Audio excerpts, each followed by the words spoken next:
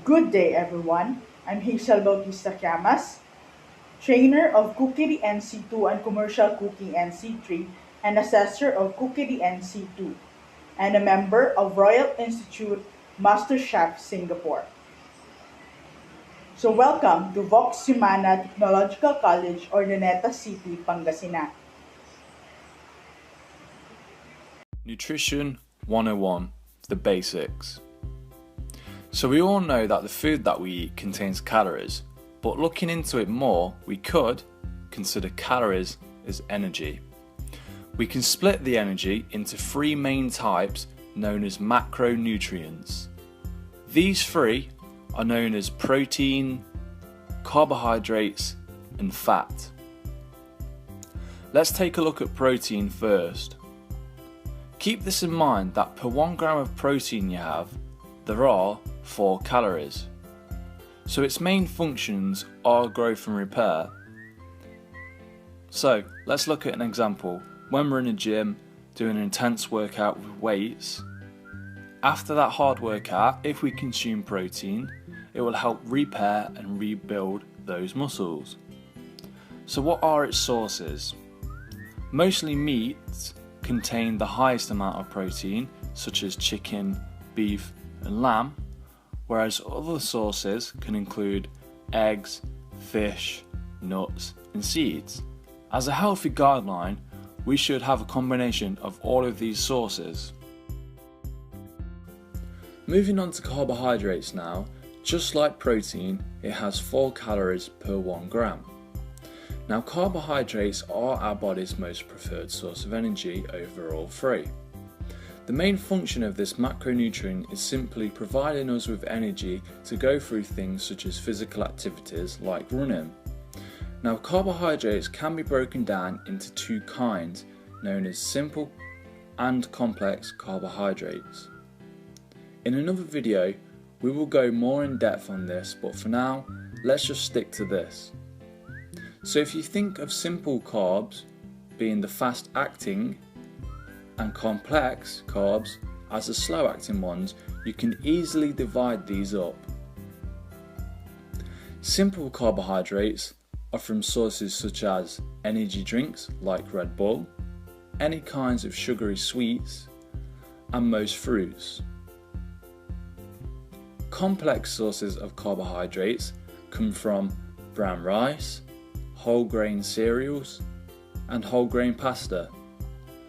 Now I recommend that you stick to mostly complex, as these are way more healthier because they will release the energy much more slower, keeping you feeling fuller for longer, preventing you grabbing more food than you need. Finally, moving on to fat.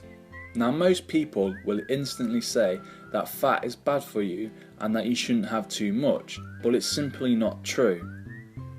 I'll go more into this on my other video, Healthy and Unhealthy Fat.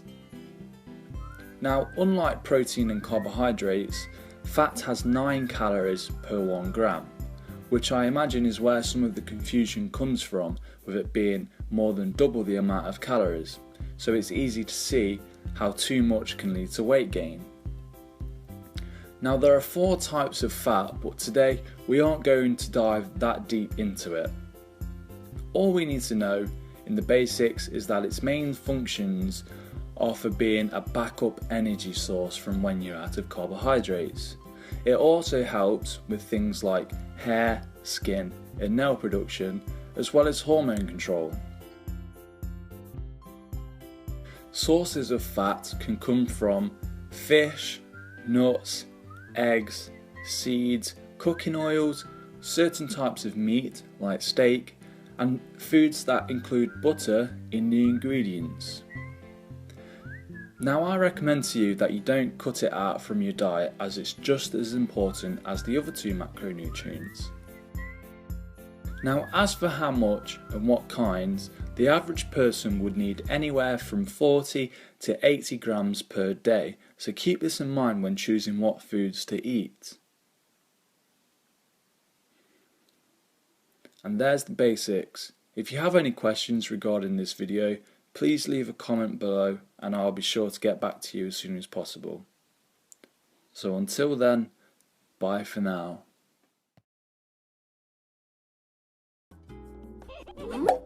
What can you make your family for dinner that's healthy and tastes good?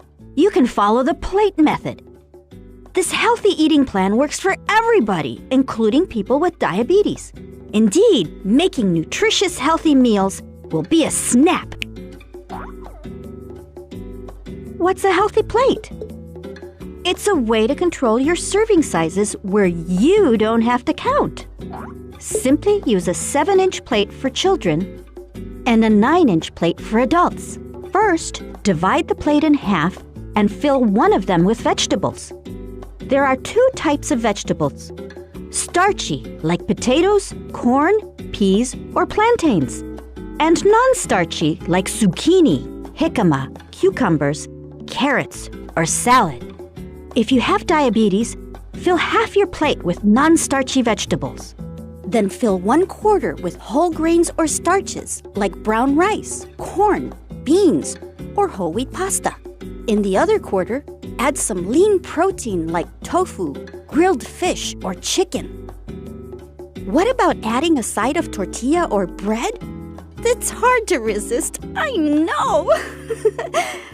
The trick is serve yourself a smaller portion of the other starches on your plate instead.